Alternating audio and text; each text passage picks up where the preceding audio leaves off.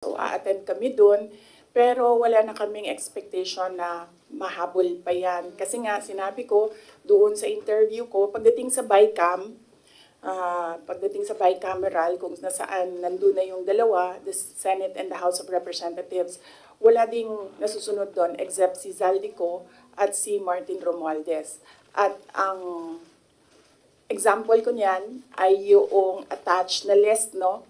Sa classrooms ng Department of Education na kahit pa man tinanong ng mga senador, nandun pa rin siya sa final draft and nandun pa rin siya sa General Appropriations Act.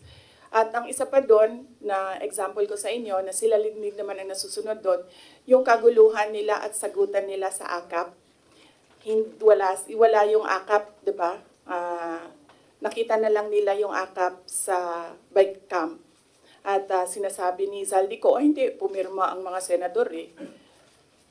So, yun yung example ko na, yun yung proof ko na dalawang tao lang nasusunod dyan. Si Zaldico at si Martin Romualdez. But despite that, ma'am, sure na yung inyong attendance po sa Senate deliberation. Yes. Kahit alam mong if worst come to worst, talagang yun lang makukuha ang budget ng OVP. Opo, oo. Sigurado yung attendance namin.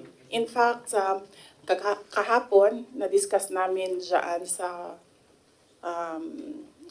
Chief Staff na opisina kung ano yung date para ma-block namin yung date ng plenary ng Senate. But apparently, wala pa daw mga schedule, so nag-aantay kami.